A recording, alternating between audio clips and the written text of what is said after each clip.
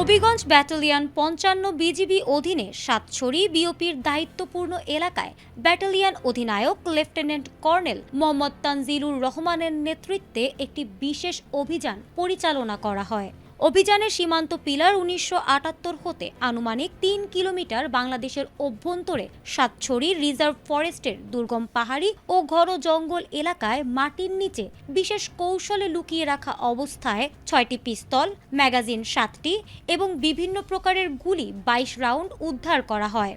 প্রাথমিক প্রাপ্ত তথ্য অনুযায়ী ডাকাতি বা অন্যান্য সন্ত্রাসী ও অপরাধমূলক কর্মকাণ্ডে ব্যবহারের উদ্দেশ্যে দুষ্কৃতকারীরা উক্ত অস্ত্র ও গোলাবারুদ দুর্গম পাহাড়ি এলাকায় মাটির নিচে লুকিয়ে রেখেছিল।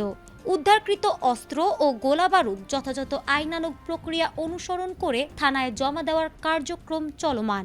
এ ঘটনার সঙ্গে জড়িত ব্যক্তিদের শনাক্ত ও গ্রেফতারের লক্ষ্যে গোয়েন্দা তৎপরতা ও অভিযান অব্যাহত রয়েছে।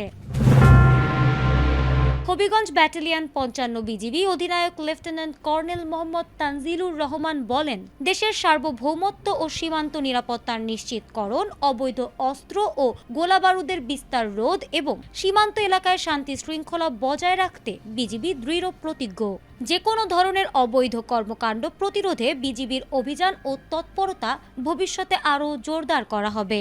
উল্লেখ্য, গত ৩ মাসে ৫৫ বিজিবির অভিযানে সাতছড়ি সংরক্ষিত বনাঞ্চলের দুর্গম সীমান্ত এলাকা হতে ৪১ লক্ষ টাকা মূল্যের ২৩৮ কেজি ভারতীয় গাঁজা, ২৫৮৫ পিস ইয়াবা, ৫৯ বোতল মদ এবং ২১টি গরু আটক করা হয়েছে।